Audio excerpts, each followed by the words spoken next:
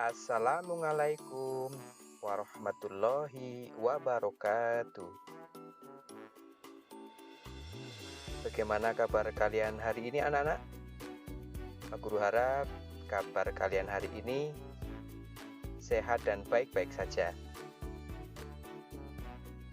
Baiklah, hari ini kita lanjutkan belajar tematik kelas 4, tema 1, subtema 3, pembelajaran ketiga. Sebelum kita lanjutkan, jangan lupa like dan subscribe ya.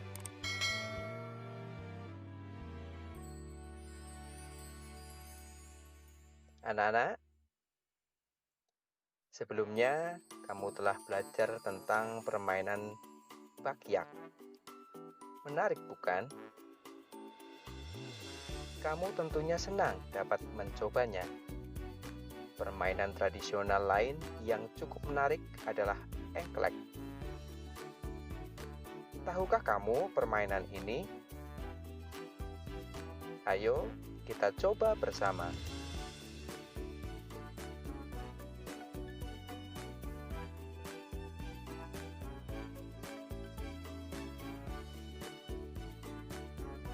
Pernahkah kamu bermain engklek? Permainan ini adalah permainan tradisional yang sangat banyak dimainkan oleh anak-anak di Indonesia. Engklek merupakan permainan lompat pada bidang datar yang digambar di atas tanah. Permainan engklek biasa dimainkan oleh 2-5 orang. Mau tahu cara bermainnya?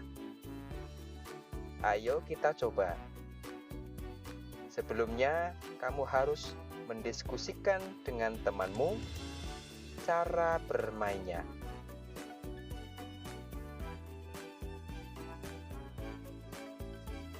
Permainan engklek. Jumlah pemain 2-5 orang. Peralatan: gacuk atau pecahan genting, kapur atau tepung untuk garis batas.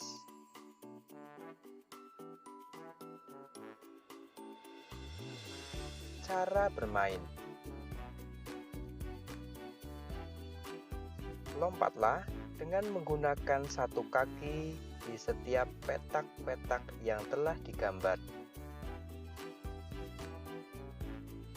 Siapkanlah gacuk sebelum bermain. Lemparlah gacuk ke salah satu petak. Petak yang ada gacuknya tidak boleh diinjak atau ditempati oleh setiap pemain.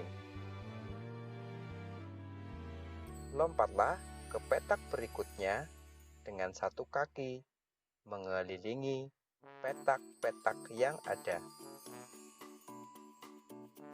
Pilihlah sebuah petak yang dijadikan sawah setelah menyelesaikan satu putaran. Petak itu boleh diinjak dengan 2 kaki. Pemain lain tidak boleh menginjak petak itu selama permainan. Pemain yang memiliki sawah yang paling banyak adalah pemenangnya.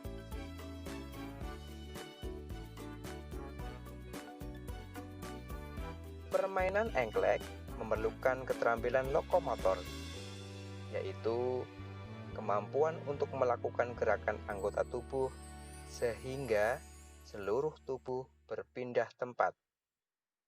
Keterampilan lokomotor sangat penting untuk mengukur kemampuan motorikmu. Beberapa keterampilan lokomotor dasar yang perlu kamu kuasai adalah berjalan, berlari, melompat.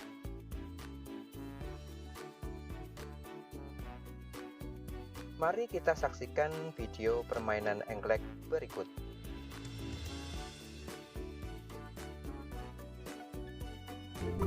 Sebelum kita mulai bermain, kita harus membuat petak terlebih dahulu teman-teman. Kita bisa membuatnya dengan menggunakan kapur. Lalu, kita membutuhkan batu datar atau pecahan genting untuk masing-masing pemain. Cara bermainnya adalah dengan melempar batu atau pecahan genting yang kita punya ke petak nomor 1. Lalu, pemain harus melompat ke petak nomor lainnya dengan satu kaki. Ingat ya teman-teman, batu yang kita lempar tidak boleh melewati petak dan kaki kita harus tetap melompat dengan satu kaki. Jika ada kesalahan yang dibuat, maka akan gugur dan berganti dengan pemain lainnya.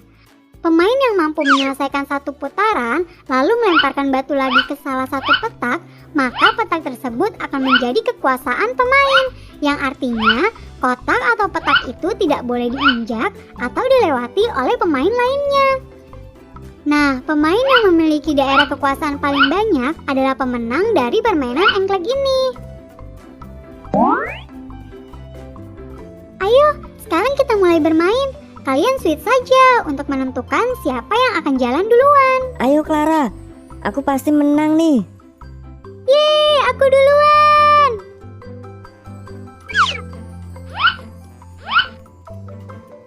Pelan-pelan saja Clara, gak usah buru-buru. Tetap aku kok nanti yang menang. Aduh. Hati-hati Clara, jangan sampai jatuh. Nah, loh. Lihat Bu, Clara sempoyongan gitu.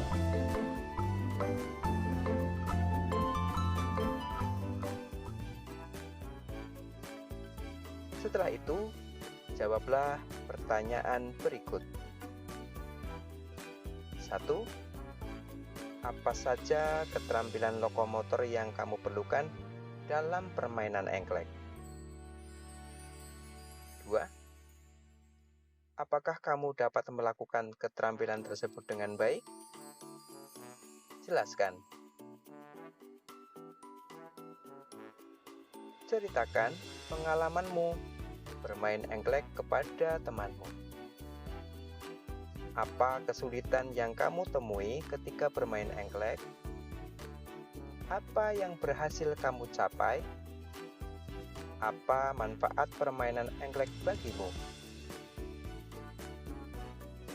Ayo menulis. Selain permainan engklek, bangsa Indonesia juga mempunyai banyak permainan yang diwariskan secara turun-temurun. Mari kita cari tahu lebih jauh tentang budaya Fahombo Batu atau lompat batu yang biasa dilakukan oleh masyarakat Nias.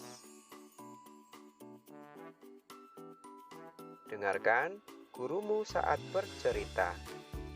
Tulislah gagasan pokok dan pendukungnya pada diagram yang ada.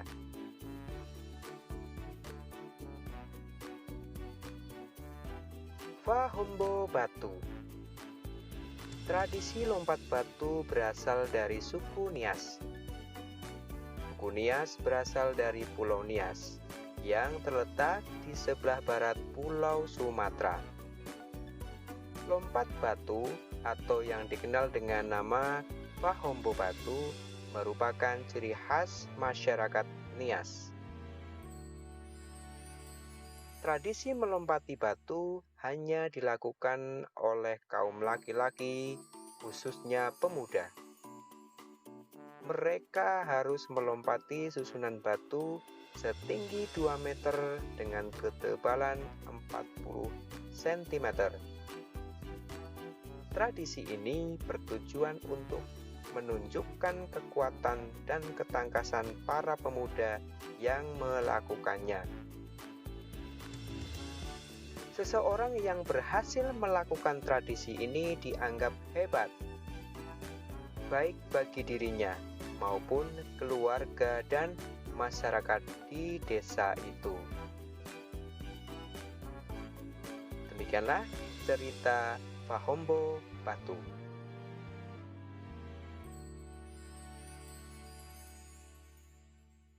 Diskusikan dengan temanmu gagasan-gagasan yang telah kamu hasilkan.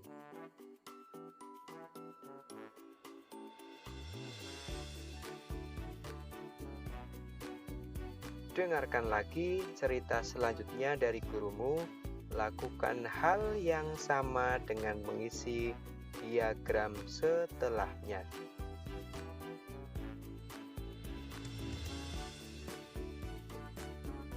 Sampaikan hasilnya kepada gurumu.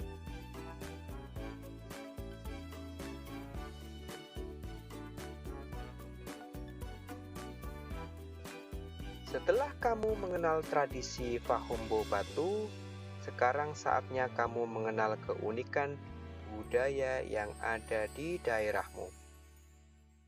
Apakah di daerahmu juga terdapat budaya yang unik?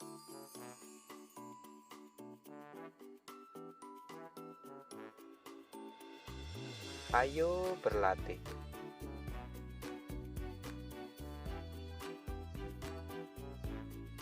Sungguh kaya budaya Indonesia. Sebagai anak Indonesia, kita harus bersyukur dengan kekayaan ini. Kita dapat mencicipi makanan beragam, bermain permainan tradisional yang berbeda, dan tentunya mengenal kebiasaan-kebiasaan berbeda. Banyak hal yang kita bisa pelajari dari keanekaragam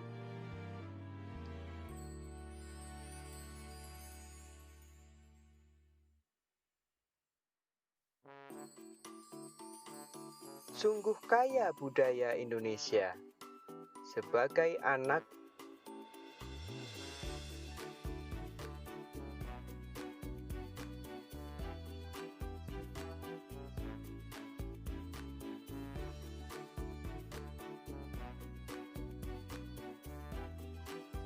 ayo berlatih.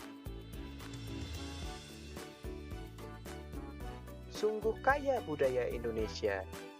Sebagai anak Indonesia, kita harus bersyukur dengan kekayaan ini. Kita dapat mencicipi makanan beragam, bermain permainan tradisional yang berbeda, dan tentunya mengenal kebiasaan-kebiasaan berbeda. Banyak hal yang kita bisa pelajari dari keanekaragaman itu. Pernahkah kamu mencoba berteriak di lapangan? Apa yang terjadi? Bandingkan juga ketika kamu berteriak di kamar mandi. Apa perbedaannya?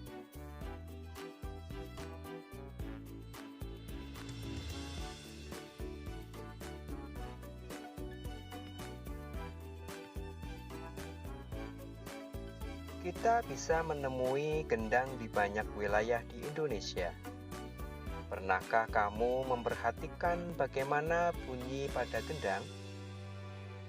Gendang dapat berbunyi jika kulit gendang dipukul. Saat dipukul, kulit gendang bergetar. Getaran ini menghasilkan bunyi. Bunyi tersebut masuk ke sebuah rongga yang terdapat di bawah kulit. Bentuk rongga mempengaruhi bunyi yang dihasilkan. Makin kecil dan panjang rongga pada gendang, makin nyaring bunyi yang dihasilkan.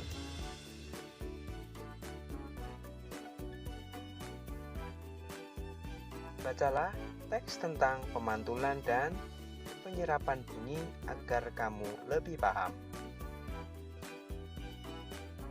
Pemantulan dan penyerapan bunyi. Bunyi dapat dipantulkan dan diserap. 1. Pemantulan bunyi. Sebuah kelereng yang kita lempar ke dinding yang keras akan mengalami pemantulan, demikian juga dengan bunyi. Bunyi juga dapat memantul jika dalam perambatannya dihalangi oleh benda yang permukaannya keras, seperti kayu, kaca, dinding, atau besi. 2. Penyerapan bunyi. Bunyi juga dapat diserap. Benda-benda yang dapat menyerap bunyi adalah benda yang permukaannya lunak. Benda yang demikian disebut peredam bunyi, misalnya karpet, goni, kertas, kain, busa, dan wol. Benda-benda tersebut dapat digunakan untuk mencegah terjadinya gaung atau kerdam. Dinding dan langit-langit gedung pertemuan, studio rekaman, dan gedung bioskop dilapisi dengan bahan-bahan tersebut supaya tidak terjadi gaung atau kerdam.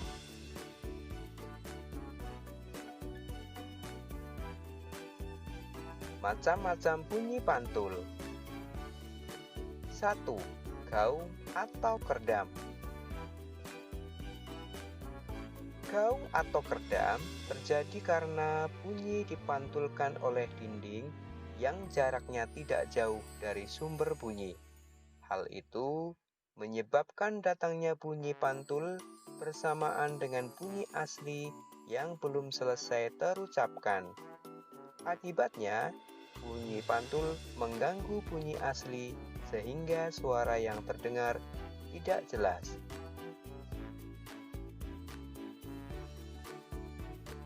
2. Gema. Gema terjadi karena bunyi dipantulkan oleh dinding yang jaraknya jauh dari sumber bunyi. Hal itu menyebabkan datangnya bunyi pantul setelah bunyi asli selesai terucapkan. Jadi, bunyi pantul yang terdengar lengkap sesudah bunyi asli.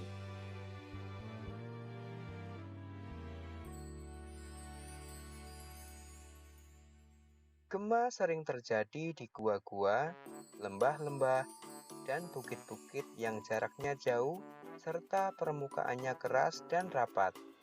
Selain itu, gema juga dapat dipergunakan untuk mengukur kedalaman jurang atau gua.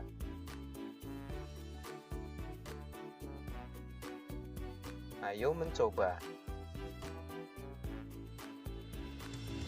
Bersama teman kelompokmu, lakukan beberapa percobaan berikut. 1. Ambil beberapa botol atau alat lainnya yang menghasilkan bunyi seperti ember, gelas, atau kaleng. 2. Bunyikan peralatan tersebut di dalam ruangan. 3. Bunyikan peralatan tersebut di luar ruangan. 4.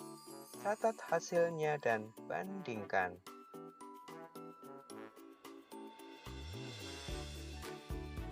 Ayo renungkan.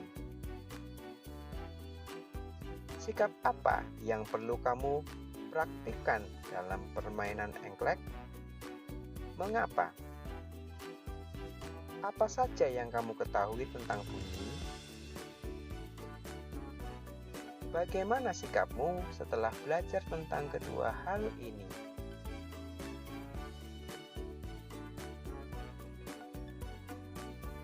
Kerjasama dengan orang tua. Praktikkan pemantulan dan penyerapan bunyi di rumah bersama temanmu.